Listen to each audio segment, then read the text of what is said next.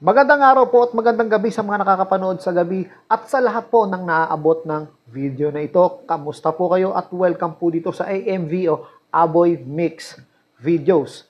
Ngayon po ang tatalakayin natin ay medyo biblical. Actually ito po ay apocryphal o ang Book of Enoch. Dito po kasi sa tatalakayin natin ay makikita natin yung patungong Garden of Eden. Kasi po si Enoch ay dinala ng anghel papunta doon sa Garden of Eden at isinalaysay niyang lahat yung kanyang mga nakita. So, meron po tayong kukunang reference kung ano yon. Ito po yung Book of Enoch.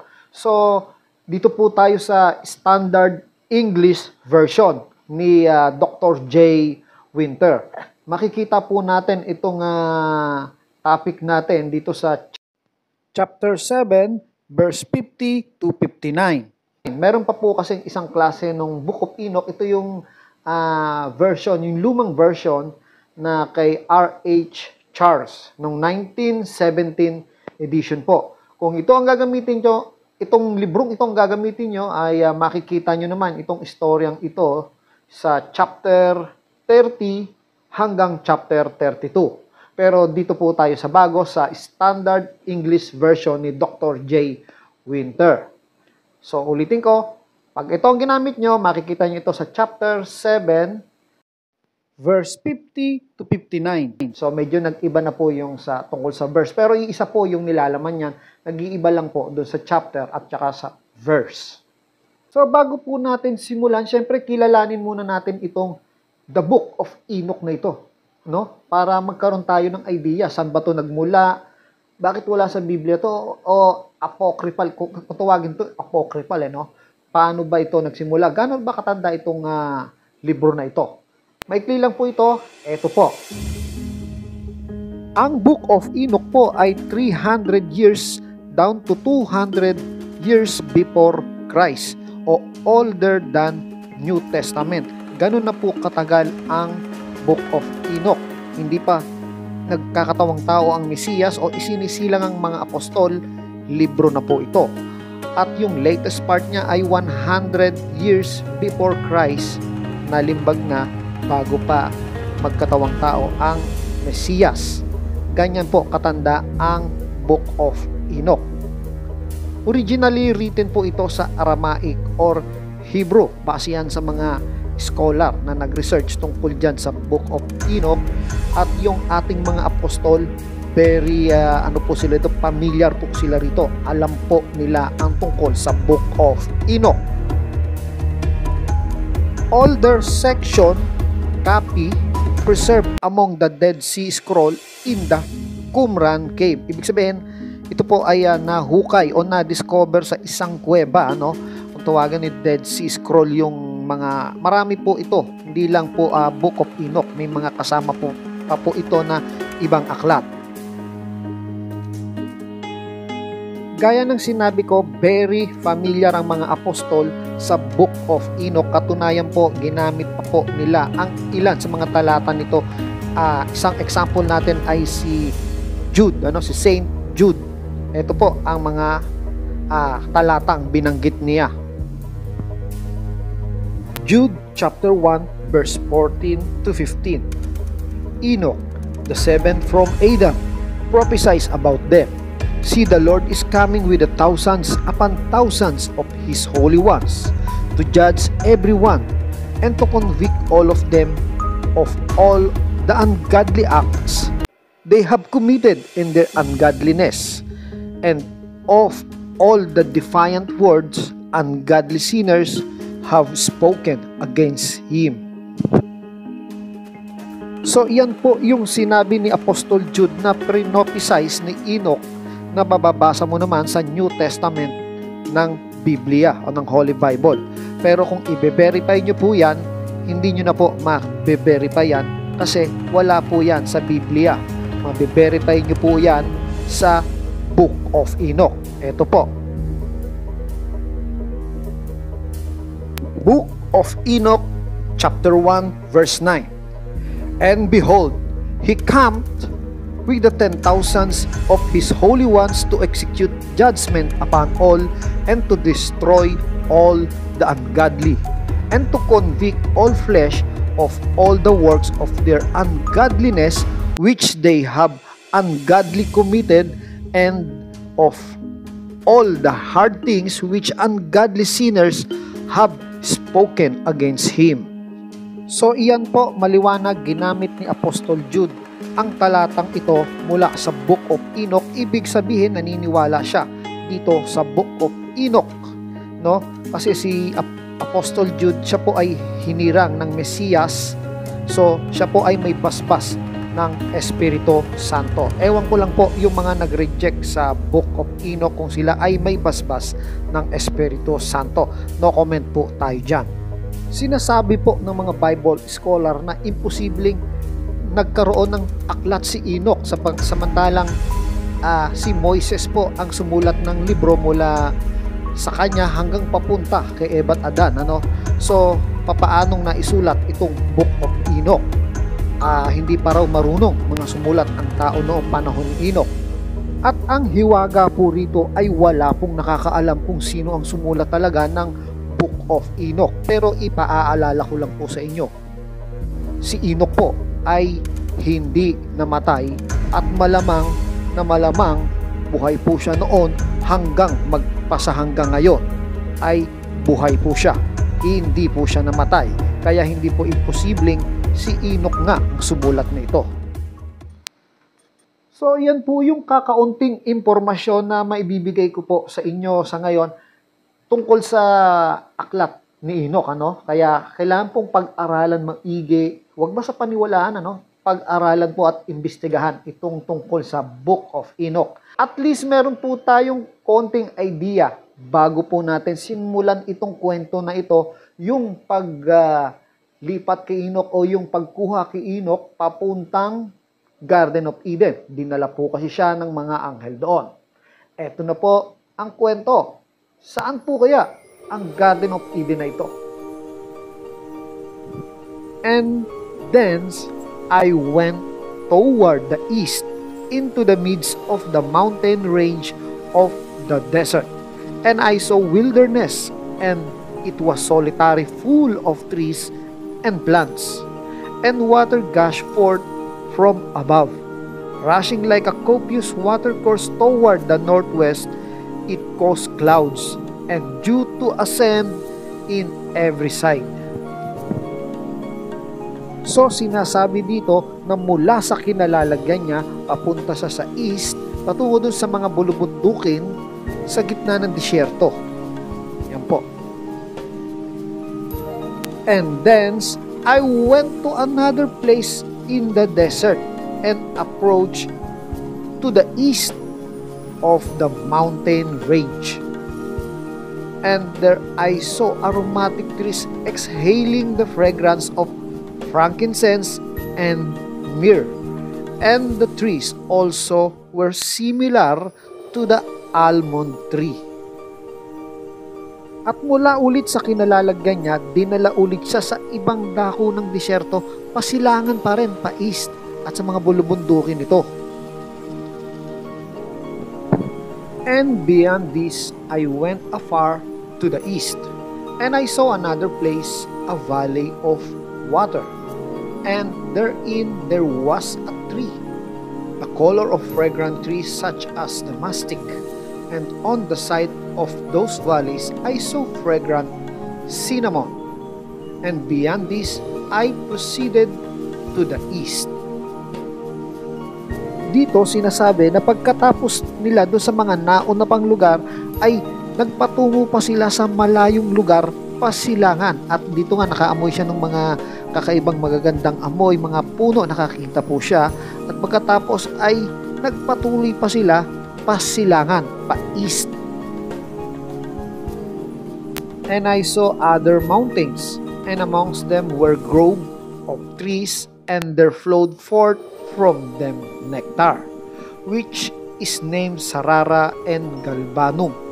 And beyond these mountains I saw another mountain to the east of the end of the earth, whereon were aloe trees, and all the trees were full of stock, being like almond trees, and when one burnt it, it smelled sweeter than any fragrant odor. So, ganun pa rin, pasilangan pa rin siya at sa likod ng mga bundok ay may mga bundok pa hanggang sa dulo ng kalupaan, pasilangan. And after these fragrant odors, I looked towards the north over the mountains. I saw 7 mountains full of choice, nard, and fragrant trees, and cinnamon and pepper. So dito sa verse na to, sa kalalakbay niya papuntang silangan, napatingin siya sa north o timog at nakita niya yung 7 malalaking bundok o 7 mountains at ito yung isa sa palatandaan kung nasaan siya. Alamin natin kung saan itong 7 mountains kasi ang kasunod nito ay dagat na.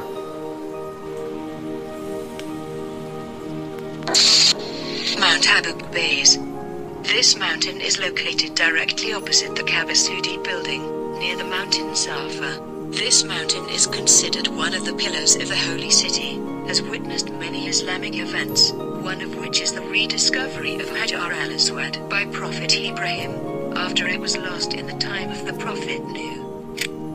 Jabal Thabir. Thabir mountain is located east of the city of Mecca.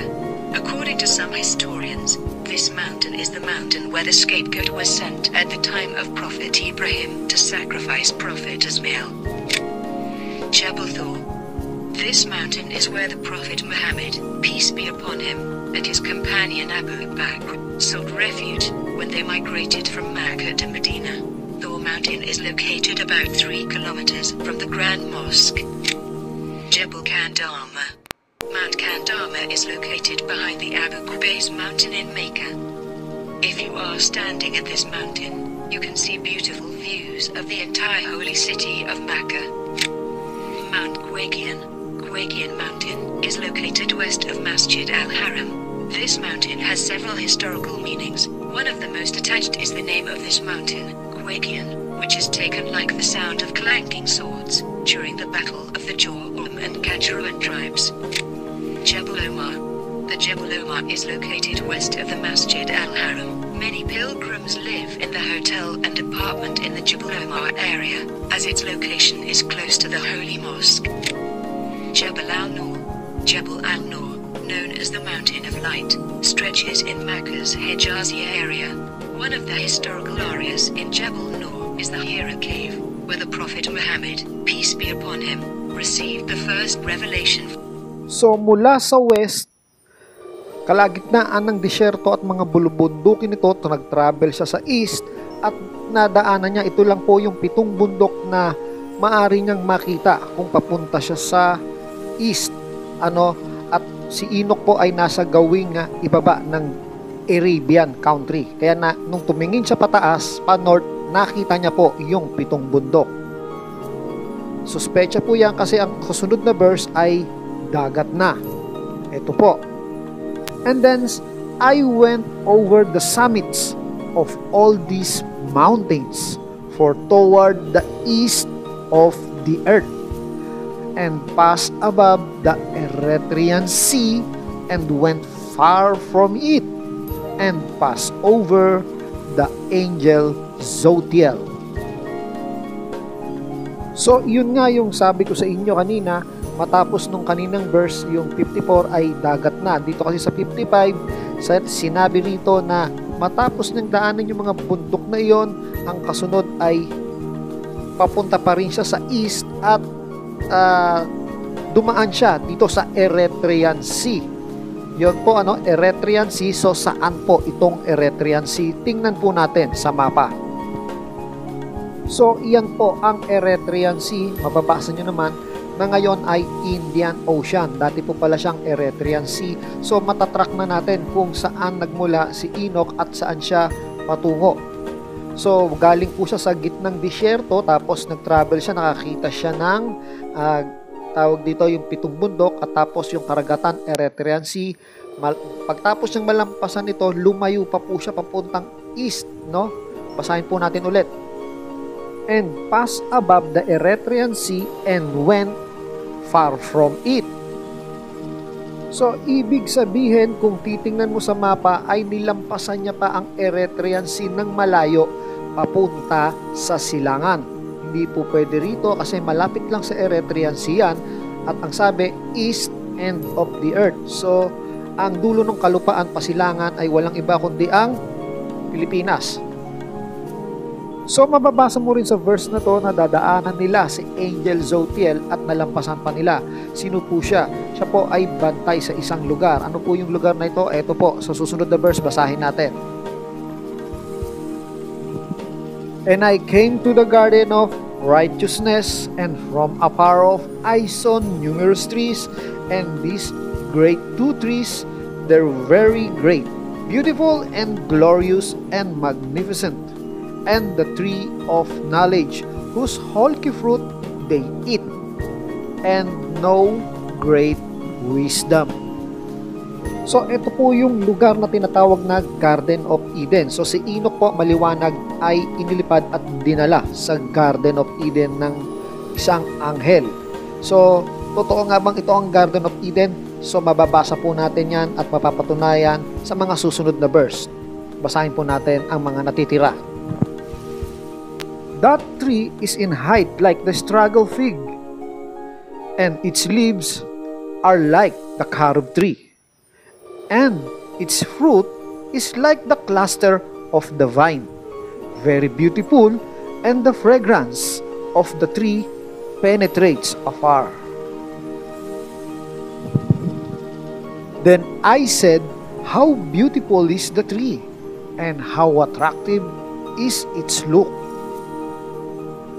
Then Raphael, the holy angel who was with me, answered me and said, this is the tree of wisdom, of which thy father old and thy aged mother who were before thee have eaten.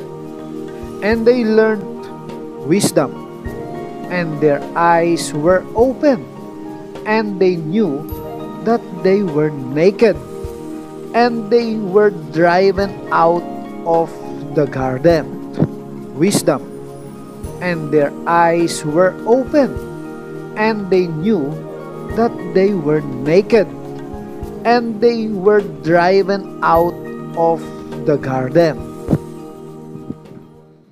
So, maliwanag po na ang tinutukoy dyan ay ang Garden of Eden. So, tungkol sa lokasyon na mukhang dito sa area kung nasaan ang Pilipinas, kung totoo yan, ay magalak tayo kasi malapit lang pala tayo sa Garden of Eden. So, ito po ay, inuulit ko, ay isang malayang interpretasyon base dito sa nabasa natin dito sa Book of Enoch. Ito po ay nangangailangan pa ng masusing pag-aaral, lalo't ang Book of Enoch po ay nire-reject ng iba na hindi katanggap-tanggap sapagkat si Enoch daw ay nung panahon na yan maaaring hindi pa marunong sumulat. Pero take note po, pinaaalala ko lang po, si Enoch po ay hindi namatay. Siya po ay isang buhay na witness, isang tao na buhay, tao na buhay na witness.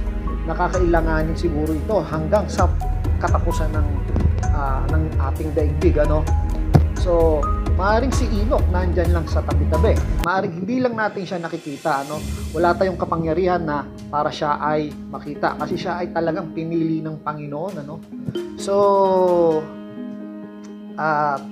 tungkol dito sa mga bagay na ito, sinasabi ko sa inyo, kailangan pa ho ng masusing pag-aaral. At ako po ay nagpapasalamat doon sa inyo sa pagtangkilik nyo sa video na ito at lalo na sa mga umabot dito sa huling video na to kasi napakagandang aral po itong natuklasan natin. Natuklasan ko po ito sa pagbabasa ng apocryphal na Book of Enoch. Marami po tayong matututunan sa apocryphal at siyempre mas marami tayong matututunan sa Biblia. Maihahambing natin yung mga kaganapan at pangyayari. Kagaya ng ginawa ng ating Apostol Jude sa Book of Enoch niya, kinuha yung yung prophesize ni Enoch, no? Nawala naman sa Biblia, pero nasa Book of Enoch. Yun po yung sinasabi ko. So maraming salamat po. Hanggang dito na lang po tayo.